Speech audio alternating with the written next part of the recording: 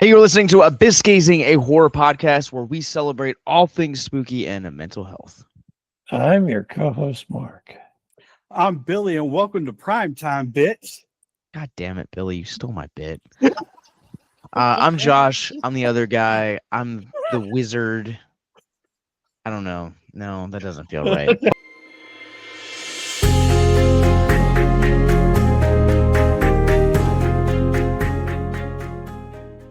But we're joined by another wizard of sorts, filmmaker and photographer extraordinaire, Mr. Jake Mikeal. Hey, how's it going? Good, man. How are you? Doing well, doing well. So I want to start with we've been doing this for almost 180 episodes.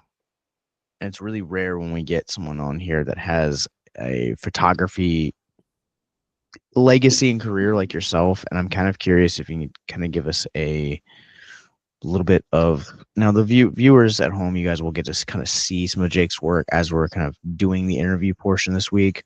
But can you kind of walk us through kind of how the process started and like what really draws you to specific imageries or how projects kind of come about for you? It started pretty much my entire life. I've been obsessed with horror movies, like at a very young age. Like I was watching Tales from the Crypt with my grandpa when I was like, before I'd even started kindergarten. He would like, nobody else would let me watch it, but he was, he didn't care. So he was just like, come on, you're gonna watch this with me. And then I guess it's been about 10 years ago now, I started getting into photography. And then I actually went to college and got an associate's degree in photographic technology. And when I was in school, I was a little, I don't know, I was like trying to fit into a box. Like, I was trying to do more normal photos, and I just didn't really enjoy it. And then I finally started doing the weird stuff that I do now. And it's been a great time. I've won awards all over the country for my photography. And then just recently I won my first award for one of my short films, which was pretty cool. Awesome. And we met at Magic of Horror, which was our second time doing it this year. It's a more local to us, smaller film festival that we love covering, and I'm very grateful for the crews, the people that run it. But I guess like what is your favorite kind of fandom to tap into in terms of homage to it? Because I feel like we've had cosplayers in the past that kind of obviously have their fandoms and their niches that they love and want to pay homage to.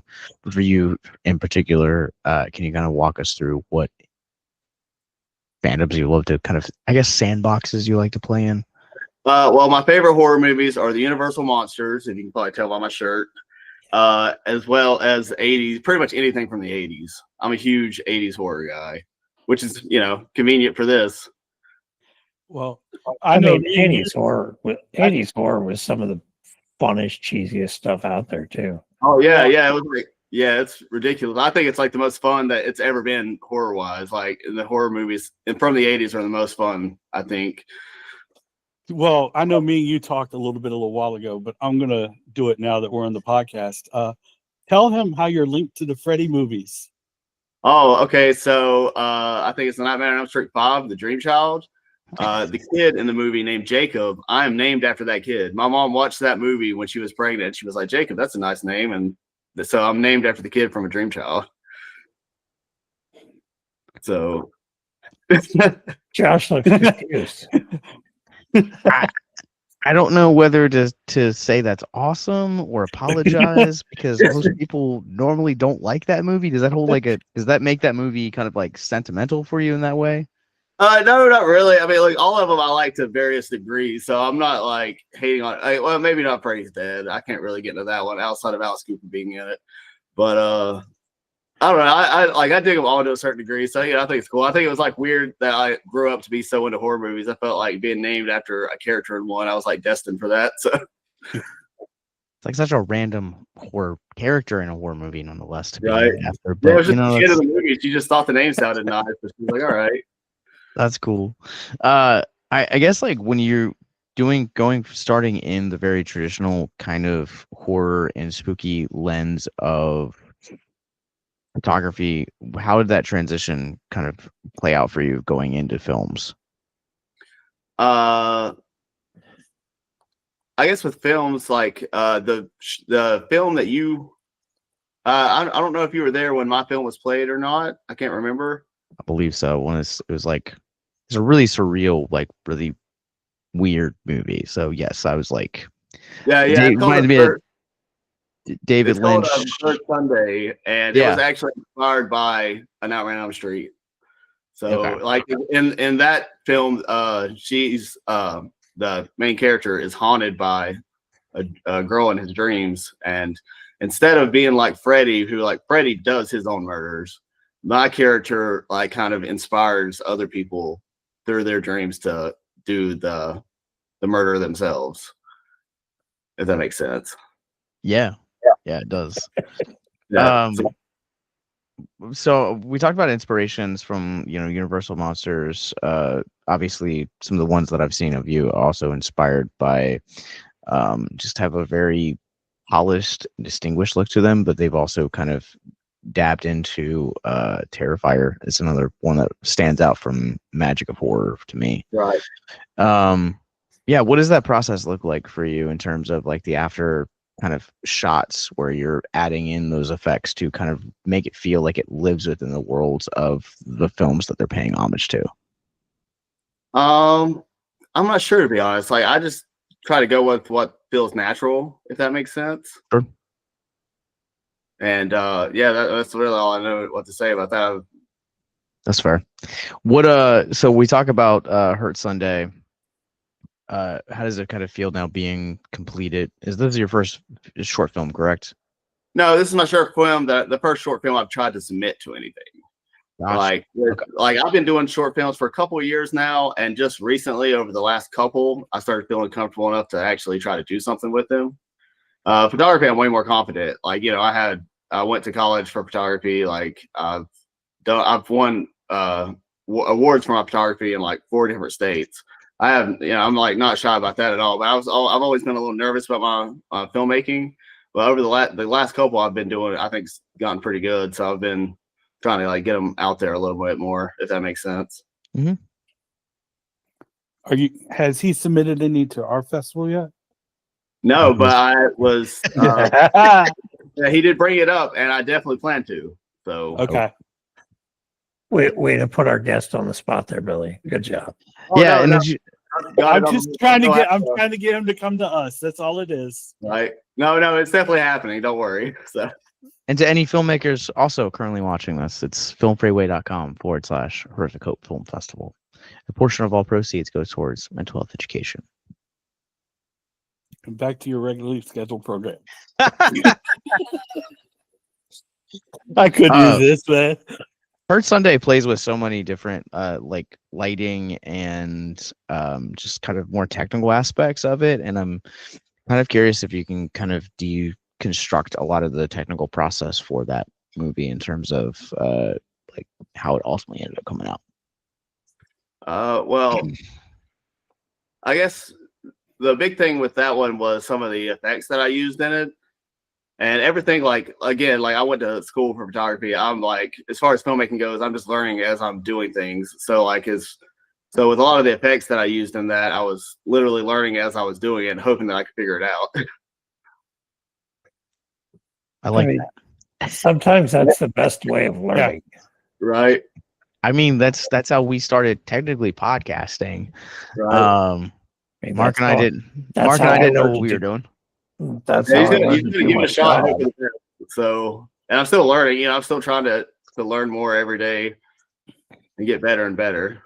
I am kind of curious because I think you bring up something that we don't hear a lot of filmmakers talk about, where you make films and they don't kind of go anywhere, whether maybe they stay on like a private server, they're kind of like a learning curve for you. What was it particularly about the process of making Dead this Sunday when you actually kind of felt comfortable enough for like other people to see it, or like for festivals to kind of play it with amongst their lineup? I think it was, I guess, like a little bit more experience. Like the one I had done before that, I thought looked really good, and I was pretty impressed. Like I was like every short film I make, I'm like, I'll be like 80% happy with it or something. Never like fully happy because I'm still learning. But the one I did before that one, I was pretty impressed by. I actually want to submit it to some festivals as well. So like once I felt confident in that one, I felt like I could like write something that I could make with the intent to submit to festivals. So, and then like once I got it done, I was very happy with it. So I was very excited to have people watch it. Normally, like it was pretty cool at the festival because there was, you know, people in the crowd watching it, while normally I just submit, you know, I post it on YouTube and I'm not there when people watch it. So I don't get to really like feel their reactions, if that makes sense. It's such a surreal little movie like to watch because there is these elements of it that I definitely see the influence of Nightmare, but it's also these like very experimental type of aspects to it that definitely feel Lynchian, feel like Cronenberg. And so I'm excited for more people to kind of see it past this. I know Magic of Horror was its first festival that you, as you mentioned. And so I am excited for audiences to kind of get to see it more, especially these other two losers. Oh, is that's where we're going? You have that mustache and you're calling us losers? Yes, I do, because that's how confident I am. Man, it's the sound of the police over there. Come on, man. Every breath you take. That's not the police I was talking about, but okay. All right, well, with that, we're going to take a quick commercial break. When we get back, we're going to be talking all about Nightmare on Elm Street Part 3, Dream Warriors, or as Jake put it when I approached him about this podcast, it's the movie of the entire franchise. We'll be right back.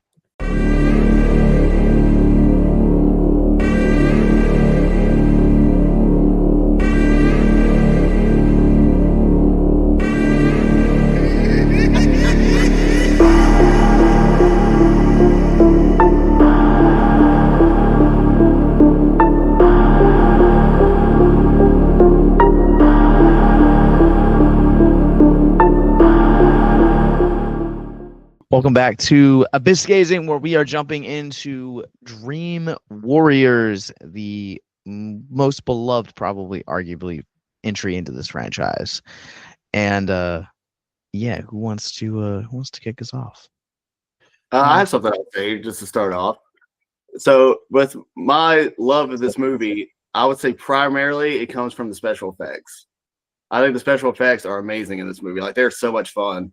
Like when he's the worm or the puppet, like that really, yeah, it gets me excited. So yeah, they went with the traditional effects because special effects using like computers and stuff hadn't developed very much by then. Even there's a moment in here where they do have a stop motion animation, as it's kind of, I don't remember exactly how the figure starts, but I think it's like a hand, and then that puppet hand eventually becomes Freddy's like face. I think they had a few scenes like that. I think they used stop motion with the skeleton at the end. Yep. Yeah. That was very Army of Darkness right there. Dude, yeah, that looked like Evil Dead 2. The scene where, you know, the deer head was moving around in the house and all that. That was very Evil Dead 2 in that scene. I thought it was amazing. So on a side note, kind of related, did you see where it's like Jaws, Evil Dead, Friday the 13th, about the posters, Hills Have Eyes, all the different posters to outdo each other? Well, to kind of give tribute to each other as well, and it proves the theory that they're all part of the same universe. I've seen that. Each one nodded to each other, and also they used it as a "my film's better than yours" kind of moment with each poster in the background. I don't know about that. I mean, that's from the creators. That's from the creators. That's not something I'm making up. That's actually from the creators. I heard Raimi talk about that a little bit. And some of the directors of the later Friday the 13th have gone on to say that Jason is a Deadite. I'd be down for that. Yeah, I'm into that. That's cool. I mean, I think some of that actually, like, now, was that theory existed before or after Jason Goes to Hell? I think it's a little bit before, but I guess there's a scene where there's a Necronomicon in one of the scenes. In one of the Jason Goes to movies? Hell. Yeah, it's Yeah. in Jason Goes to Hell. Yeah. But Yeah. yeah. Fun times. Awesome horror movies. Yeah, I think the really start of this, the two things that really kind of brought this franchise back and then elevated it are the practical effects, but also making Freddy scary again. You know, we talked about it last week with Freddy's Revenge that like It was so campy. it's campy, it's goofy, but we're not quite there yet. They needed to like kind of do a soft reboot of that character. And so when you have that soft reboot of that character, out comes this result of Freddy actually being in the movie a little bit less than I feel like he was in last week. I don't know. I feel like I remember him being in this movie a lot more. And then I was like watching it today and I was like, he's in this movie for like maybe like 2% of it. Well, they actually kind of started showing what Freddy was later known to become. Yeah. And what he was famous for was cheesy one-liners, cheesy comments, and the different aspects of what he was able to do as the Dream Demon. And I mean, they actually went back, and this feels like the true sequel because they actually went back to somewhat of the original storyline versus last time had no tie to it, which is what we said. Even in the extras I got the Blu-ray, I think Josh has the same one. Mm-hmm. Even the directors and everybody said the same thing, that they wanted to tie the storyline back into it, that they felt that was something missed into. They loosely connect 1 and 2. It's very loose, and you can make the argument for her diary, right? That's like it. But yeah, this one actually, this one is like tied. Yeah, because when you have Kincaid, Joey, Kristen, Nancy, Taryn, Philip, all of them have these ties that come back to being the Elm Street kids. Like they're the last of the last that essentially burnt Freddy alive. And I really loved that it's like just when you kind of thought that you couldn't bring that mythology any deeper, I love that they brought that back and made that such a pivotal moment of this film and its mythology. And I know that on the, like I said, the extras, they also brought to the fact that they wanted to deepen the story behind Freddy as far as give you more detail of where he came from or what, brought Freddy on. What was it? He's the child of a 1,000 maniacs. There you go. You knew what I was looking for. I knew it was. Yeah. I wrote that line down because I was like, that is so metal. So. Yeah, dude, that line right there is just like says everything about him. Oh yeah. Yeah. So with this one, it was kind of funny. I was watching it and telling my wife, I think this may have been the first one I ever saw. And if I remember right, it was my aunt had me and my brother watch it, and I was like 6 or something like that. Sounds about right. Yeah, I mean, it explains a lot, I guess. But I mean, 80s kids, we were brought up on most of these movies. Like family would be like, okay, it's not that scary. Sit down and watch it. It's like, okay. See, I can't comment on that just quite yet because everything I want to say is going to tie into a later installment into the franchise. I got you. Okay. Now, I mean, this is a question I wanted to ask, and I don't want to say wrong, but wasn't this Patricia Arquette's like first big movie? Or I believe so. I think at this point, if she had done anything up to now, she had done television. Also, shout out that this is the second Patricia Arquette movie we have covered this year. First of which being Little Nicky earlier this year. Little Nicky's so fun. But yeah, go check out our episode on Little Nicky. But yeah, this was kind of her first one, and it wasn't the last time that she like played in the genre. Like, I mean, she would do Stigmata in the 90s, right? Medium. I mean, she's now a world-class actress, but like, I mean, it's not like she ditched her roots at any point. Right, but this goes back to the franchise starting out careers of other people, like like we said, Depp last time on the first one. It also goes back to what we have said quite a few times that a lot of current actors and bigger name actors got their starts in horror. Mm-hmm. I know one person I noticed was in this movie that I don't know how long ago it's been since I saw this movie, but Lawrence Fishburne. Larry Yes. Fishburne. He was Larry. credited as Larry Fishburne. Because he Yeah. hadn't changed it yet, because it was the Right. same. I think it was the same time he was doing Pee-wee's Playhouse. Yep. Oh it yeah, I was. thought that was it because I'd never seen a movie where he'd been credited as Larry. Like I've seen this movie before, but like it's been so long. I was like, oh man. Pee-wee's Playhouse, he was credited as Larry Fishburne. Yeah, because I don't think he would go on to be Lawrence Fishburne until the late 80s and early 90s, Right. because he started kind of going after more prestigious roles. But he has got such a small role in this one, but it's such a good role that he like actually like makes an impression. So obviously you notice him. It didn't feel like a small role at all. So seriously, Yeah. just his presence in some of the movies. I mean, come on. Yeah. I know he was huge as Morpheus, but just his presence in movies a lot of times. I mean, Yeah, but he's also in one of my favorites. So, the captain in Event Horizon. I love that movie. Which you just watched, right? Yes, yes, I just finished it before coming on here. which we also did an episode on. Has it been 2 years, Mark? Now? Maybe we should revisit it because it's. I haven't done that one, so Nah.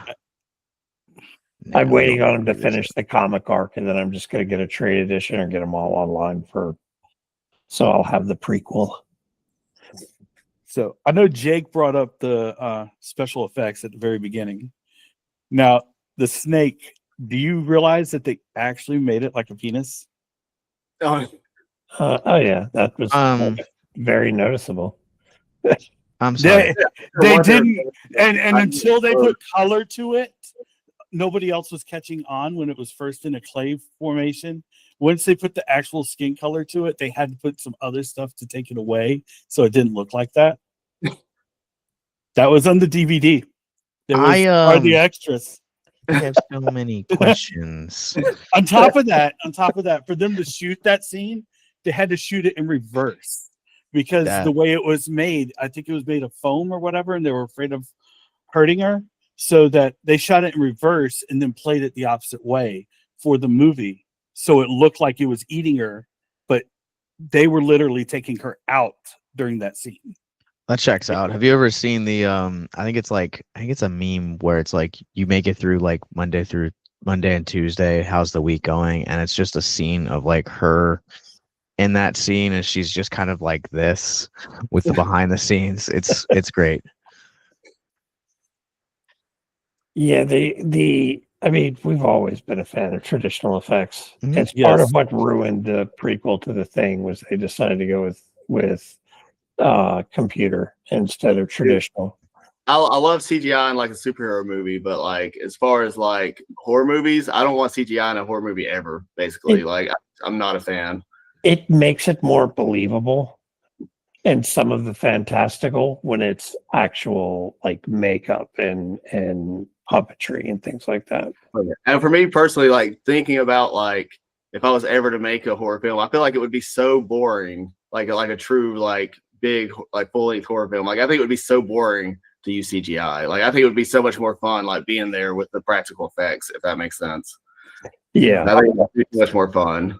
I'm all about the practical effects and everything, but like the scene behind me without CGI, like to have him over the building, it wouldn't hit as good as it does because he's there.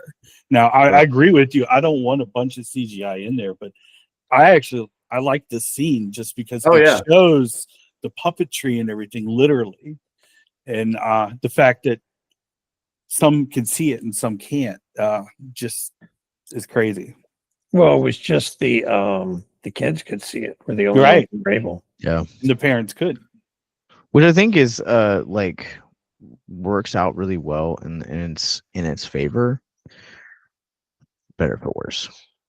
I mean, it's still like the thing about like I feel like some CGI from this era is if you use it, like it kind of still holds up, but like I think the practical effects, no matter how you spin it, we're still talking about it nearly over 40 years later. and definitely some of the effects, like I brought up the like the wizard scene earlier, like is so cheesy and so campy, yeah. like to like look at, you're like, but then you get into like some of the practical effects aspects. We brought up the like the organ kind of marionette one is a great one, but also having the needle fingers, I think, is also like such a solid one. I think it's probably the best gag in this entire movie. Actually, the gag I like. Didn't they have a callback to that in Jason vs. Freddy? I think so. Maybe it's been a couple years since I've seen that one, so maybe. So one of the other special effects I liked in gag that almost didn't make the movie was the pig, because they used a real pig and they had somebody reach up in it to make it bark at the beginning, because it was going to cost them too much to build a fake pig. So that's wild. Again, I watched all the extras on the DVD. The way you're saying that, it's just they stuck their hand in him, and is what? Yeah, that's Crazy. exactly what they said they did. They put their hand up. Imagine getting to set that day and being like, "All right, what effect are we doing today?" And they're just like, someone just they didn't hands you a sell it to glove. anybody. They didn't. The director said, "Go get a pig. This is what I want you to do. We're just going to shoot it." Oh my god! They shot it. Imagine being the guy that had to stick your hand up the pig's ass, though. Like, they cut the pig open. How do I get that job? Dude, I mean, I think that's called a slaughterhouse, or but the thing is, it's crazy that something that simple, you made that effect work so well on the screen, and they were trying to stay below budget, so that's kind of why they did it that way versus like doing more special effects to it. That's fair. That's actually like really, really fair. So it's weird that y'all are the ones that are quiet and I'm the one that talks. Come on, man. Billy, what? Over there watching special features. Yeah, man. Look, I'm not at the special features level this week, man. I didn't come in with any documentary knowledge like I did the last 2 weeks. But did you watch the other thing I haven't watched? Never Sleeps or whatever? Never Sleep Again. Yeah. Oh, the documentary. Yeah, I haven't watched that yet. That 4 fucking hour documentary. That's why I haven't watched it. I looked it up today and I'm like, not today, Satan. I can't watch that today. Yeah, I think one of the things that was really, really impactful about this movie, and when we talk about mental health, is just, I think you see, for the better part of almost to the introduction of Nancy's character, how all of these characters essentially are all kind of suffering from a mental illness to some degree, but how often we find it's a representation of those that are actually suffering, because we often treat mental illness or mental health in general as, if I can't see it, then it can't be real. Like, if someone tells me like, oh, hey, like I have depression, well, if I can't see the symptoms, then maybe you're full of shit, kind of deal. And I think it's not saying that I do that. Let me phrase that. But I think so oftentimes we're so quick to kind of do that, and I think that also kind of contributes to the stigma surrounding mental health and reasons to why we potentially have such fucked up, I guess, medical history or like medical programs when it comes to this. Like, our entire healthcare system is just fucked. And I mean, I'm going to build on that. This is like, again, this is an 80s movie. Back then, nobody really talked about it or anything. And like you said, if you can't see it, or most parents would have been, oh, you're just crazy. That's why we're going to put you in a house. They won't listen to what the kids are actually saying. Times have changed now a lot, because I mean, I usually sit down, listen to my kids, talk to them, whatever. But back then, it's you do what we say, and that's how it goes. If it doesn't fit what I think it's supposed to fit, then there's something wrong here. I will So say the main character's mom like really hurt my feelings in that movie. Like she was so like dismissive of her daughter's issues. Like when she was saying that, she was just like being dramatic. You know what I mean? Like there was a couple of scenes where she was just not nice about what was going on. Yeah, I mean, even too, like I think Taryn's a great example of that. We kind of see that scene where she's coming out of the shower, and you know, you have one of the orderlies that kind of walks up and basically approaches her about like getting high, and she's like, I don't do that anymore. And you also kind of have that callback later when she kind of has her ultimate showdown with Freddy in the needle hands, and it's almost kind of we treat addiction the same way. You know, we just because someone used to do that stuff doesn't necessarily mean that they still do it. Like you can walk away from shit like that, and it's completely possible. yeah. I mean, and you got to find out why people are driven to that also, because it's not always, I mean, it's not always a choice. Sometimes you don't feel like you have a choice in certain things. It's very true. I mean, it showed them cutting and everything themselves and everything. And a lot of times people feel like that's the only choice or last resort they have. Well, some of the times the reason why that is because they've tried everything else, right? Right. And the way that the brain processes that type of pain is actually it releases the correct, I guess endorphins is like the right word. I'm probably gonna pronounce the science terribly, but like it essentially reroutes the brain's pain sensors so where you're no longer focusing on the source of the emotional and mental pain, but you're actually focusing on the physical pain. So it actually becomes a distraction and a essentially a chemical release for you. In Mark's words, yeah. Yeah. But no, yeah, 100%. And that's where I was going with it. I mean, going back to earlier, like I said about the parents not listening to the kids, the main doctor, the one that was over the sleep study or whatever, he had his own 2 kids in there. His daughter and his son were part of it. So imagine that your dad's the doctor throwing you in to this and not listening to you. And it was somehow was a group, whatever, that the group phenomenon. I forgot the wording they used, but the kids didn't even know hysteria or group hysteria or something like that. But the kids didn't even know each other. So how can it be a group hysteria if they have never talked and they're describing the same thing?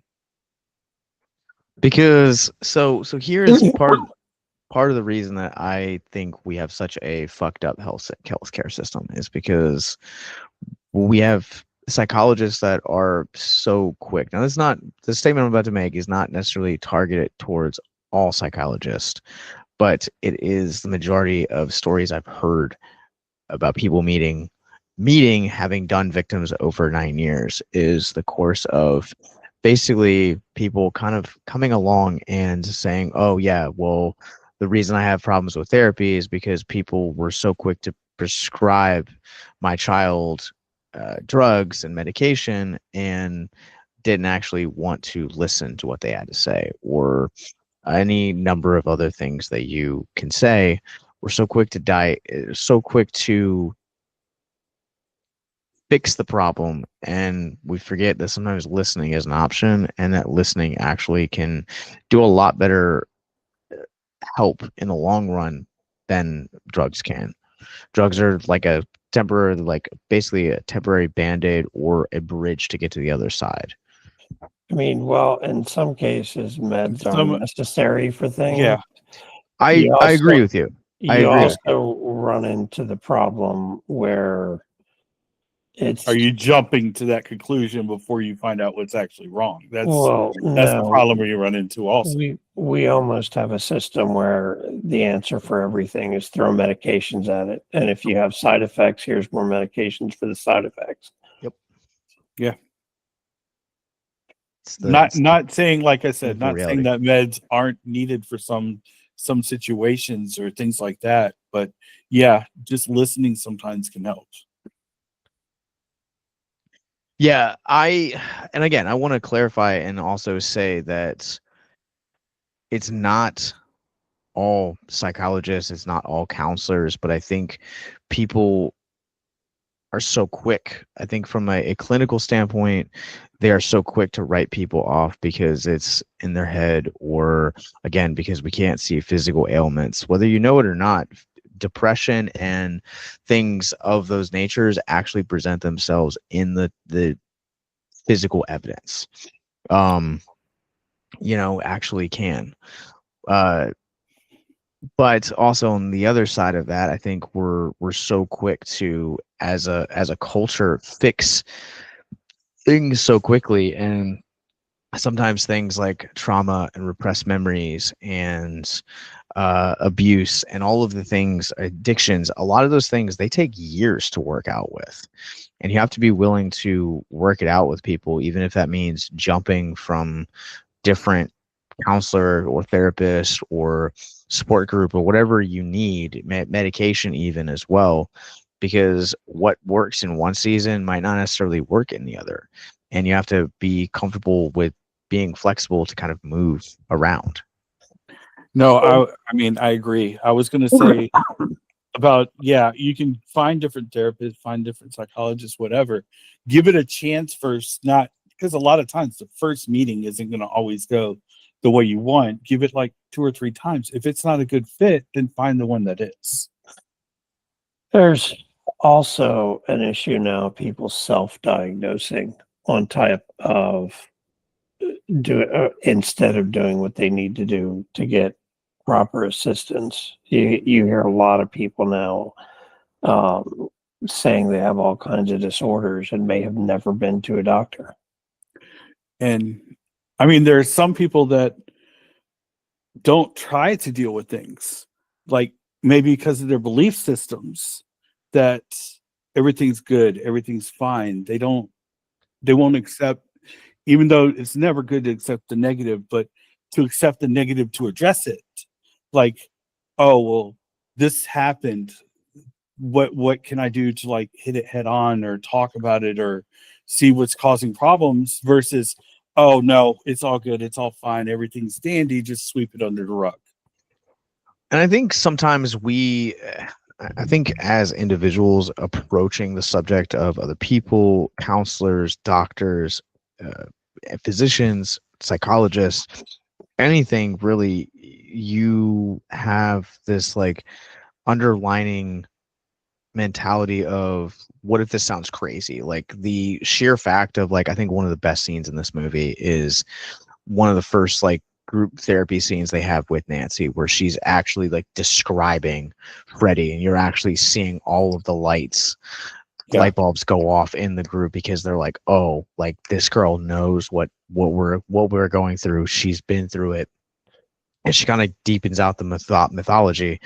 I think it's, a lot of the people, there's a hesitation that, like, if I talk about this, I'm going to come across as crazy or irrational, or, I'm just scared of being judged, or I'm going to be ridiculed, or I talked about this once and I had really bad experiences to where it led me to things like alcoholism, drugs, cutting, fire, self-mutilation, even suicide attempts. And so I think that's probably one of the most accurate depictions in this. But it's kind of, once you, again, it's about putting yourself out there and being vulnerable. This goes out really lame, but one of my favorite podcasts that Mark and I have ever done was not actually a biscazing. It was a few years ago. We did a podcast on Just Friends, and I love that movie. One of the lines in that movie is about friendships. Is about Ryan says something along to the extent of, friendship is putting yourself out there and hoping that somebody likes you back.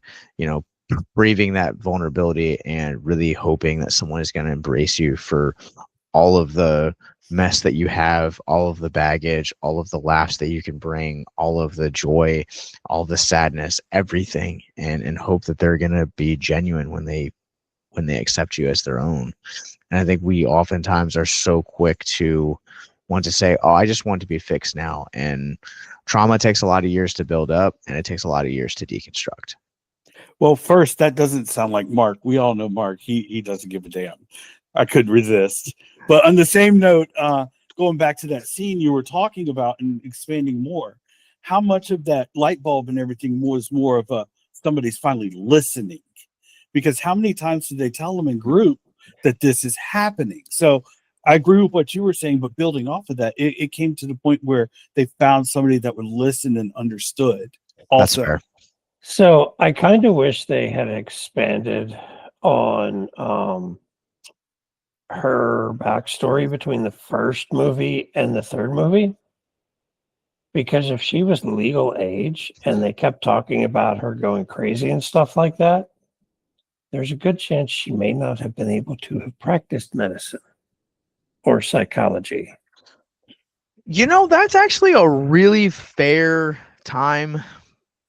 But this is also the 80s where people did a lot of cocaine and wrote weird stories about child orgies and giant she was on the turtles. experimental drug also. Yeah, that too. Well, that was after the events of the first movie. She started taking the experimental drug to stop dreaming. But there's good chance that she may not have been able to practice. Also, for the record, the child orgies part, that is a reference to It, the book. Just throwing that out there. I think he did it in more than just It. But Stephen King was on a lot of blow in the 80s. That's the other half of the joke. I was just throwing that out there. Yeah, a lot of blow. I mean, it is a crazy book. Just give me a pile of tacos and I'm good. I mean, you just don't be in the house with them after. Yeah, that's true. Man, your farts do stink. You do bring up a good point though, like because I do think that I believe they still do that to where you have to like undergo like complete psych evals before you can kind of even enter into some of the medical fields before like even like potentially doing that. And not just psych, they do drug evals. That too. That's why I brought up the prescription, because she's on an experimental prescription. It wasn't even a full prescription. They said it in there was experimental. The fact that she's on an experimental prescription like that, to me, in some of my family's in medical, like nurses and all, it just, I don't think you can practice with that. I mean, it's one thing to have medication that's, FDA and everything else. I don't think this one was at that point, because they kind of made a point to point that out through the whole thing of this is very experimental. But it does eventually go out, because keep in mind, it is a big part in Freddy versus Jason. Yeah, I was thinking that the whole time. So technically it was experimental. It's not anymore in that lore. So yeah, but this is the early stages. We're talking this movie, not future. Why do you gotta always be the voice of reason, huh, Dad? I mean, one of the three of us has to be. I mean, tell me. Hold on. Tell me if I'm wrong. Am I wrong? This is the early movie, so it's experimental. How the hell would she be able to work in the field on an experimental drug like that? What if keep me with me, okay? So like, okay. What if she was like one of like the guinea pigs? Even more so. Whoa. So walk through this for me. She's a guinea pig, because it's called what? Sleepinol? Hypnol. Okay, that's what I thought it was called. I was like, my brain is trying to. All right, so she was one of the first cases of Hypnol. Okay. Worked out great. You got to keep in mind, this movie takes place like probably almost like at least 8 years after the original. Right. Because the second movie, even though they don't reference in this movie, took place 5 years after this one. I think they made a quick quip about the second movie, like the other kids or something like that, but I don't think it was that much. So, look, we're just gonna say for the for the sake of this hypothesis, this film takes place 8 years afterwards. Okay. All right. So she's not a fully licensed doctor yet. She is still an intern. But my thought process is that she got in on the ground floor, went to school, and is not actually an intern because can't actually graduate into the field of medicine because she's an intern because of this drug. But she also is like basically like on the board of this like drug. Couldn't practice. You're like not making She- like making up a whole new mythology and shit. But anyway, couldn't practice at all. She's on a non-FDA drug. She would not be able to practice in the medical field, as far as I'm aware. I mean, I may be wrong. This is But- the 80s, Billy, and this is a fictional movie. Look.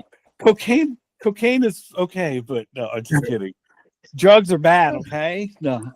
I need to cue in that Dave Chappelle show, the Rick James. Cocaine's a hell of a drug. Yeah, drug.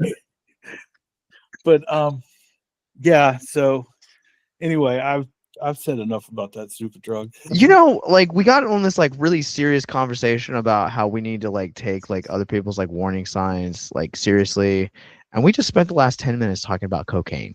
Yeah. An experimental drug. Oh, by the way, squirrel.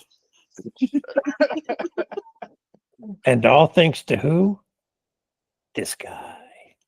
Oh, I am- what's my I am kind of curious how you guys feel about the deepening of the mythology here, bringing back the John Saxon character.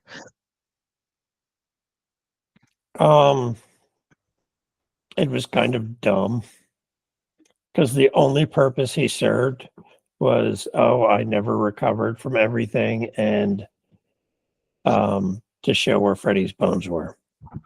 You know, so like, how is he like not a rent-a-cop at this point? Like, I feel like he should be like a Toys R Us security guard, not still like a cop. Who said he was actually a cop? He was just wearing the uniform. Yeah, maybe it's delusional. Maybe he's not really a cop. I mean, he didn't accept the fact with his wife that he saw on his face. So how much of that could be that he hasn't accepted that he's not the sheriff anymore or the cop? You know, I like that because like that kind of makes him like the crazy Ralph of this franchise, you know. Let him Where- dream. We're all doomed. But if that were the case, wouldn't he have gotten arrested for impersonating an officer? No, maybe not, because he was originally an officer and they're letting it slide because they know what he dealt with in his family and everything. So they're just letting it go. Well, I mean, we watched the bar change. Was he sitting there the whole time when the bar changed from the type it was to this dive bar? I mean, he could have never moved from there until he had to go find the bones. That's fair. I think also too, you guys are getting caught up on my like John Saxon portion of my question, and not also the addition of the nun and the lore about is it Amanda Krueger? Is that Yeah. Oh yeah, yep. yeah? So like this It's one Mama. we get Mama, but we also get ties to like the church, and then you also get the whole John Saxon like this is where we buried him kind of deal. Like I loved the backstory of how his mother was. I mean, I didn't love it, but it's a great backstory for him. The way he was like, you know, the way she got pregnant and like his birth. But I didn't really care about the bone situation. Like that didn't do anything for me. Yeah, the whole bone thing just kind of was like, wow, that's kind of dumb. for as much as we didn't talk about this in Nightmare 1, but like for as much as I love Nightmare 1 and this movie, I think they have horrible, kind of really cheesy endings to like get rid of Freddy, where it's I turn my back on you. No, like Oh, that's- dude, in this that's one so with the lame. powers that they had, that was like it got real cheesy real fast. Yeah. I mean, I like they that, had the powers tied to each person to make them feel more empowered in their dream. But right. yeah, it got cheesy quick. There's the one girl doing drop kicks and everything, and the other one that's like getting into a knife fight with him. And I'm like, this is wild. This is getting real wild. Look, I can scream and break mirrors. Oh yeah. Wait till we get to Freddy's Dead. Oh no. I will say though, I think that like I don't know. I think they hinted at a little bit of the mythology in Revenge, but I think this one kind of has a more predominant figure, and they also kind of really start to deepen it, but it just kind of the lore past 3 kind of feels like Fast and Furious, where it's like you had something great once, and it just gets more batshit crazy, batshit crazy. Yeah. Oh, yeah. It's convoluted after a certain point. They just Yeah. Come on. That kind of happens. That kind of happens with a lot of franchises, though, is you get too many people with their hands in the pot doing their own spin on a story and adding their own touch to it, so it starts to lose some of what it is or what it was. Funny y'all should both say that, because again, on the extra features, it had to where they talked about when they first came in and writing this one, they had it Freddy could do anything, and other people had them came in and it's like, then kill us with special effects. We need to like bring this down, and they wanted to focus more on the lore on this one. That was a huge thing for them coming back to this storyline with Wes Craven and all, was with him being involved so much. He wanted to bring that back. So are we gonna have to ban Billy from special features? No, because my question was going to be, does that before or after the studio fucked over Wes Craven? Because originally, when they saw how like poor the reception was to Revenge, that's why we talked about it last week. There's such a they were like, oh, the first one, the iron is hot, we got to strike, and like almost a year to the date, the second one came out. Like that is like no time to make a movie at all. I mean, that is writing, casting, lighting. I think it shows in that one too, though. That's the one. Like, I think that one's pretty rough, like in the grand scheme of things, especially compared to the first one and third one. I mean, yeah, I still stick with the fact that they cast a potato for the love interest of the movie. But the reason I bring that up in particular is because you look at the they basically went back to the guy that started it all, and we're like, hey, if we brought you back, like, what would your ideas be? And so like he wrote a draft of this, and they kind of like, Billy, correct me if I'm wrong, like didn't they like end up like essentially kind of using it as like the skeleton for it, and then like picked the remains and then threw them out? On this one, no. As far as I know, he was involved. He just wasn't the director, because the one that played Nancy said she was not coming back without him. He ended up getting, I don't remember how, it's been a while since I've watched Never Sleep Again, but he was involved. He did write it, but there were other writers that eventually got involved. Like there were 3 or 4. Yeah, right. This was not his original. On IMDb, it said I think there was like 4 different writers. There were 3 or 4 writers.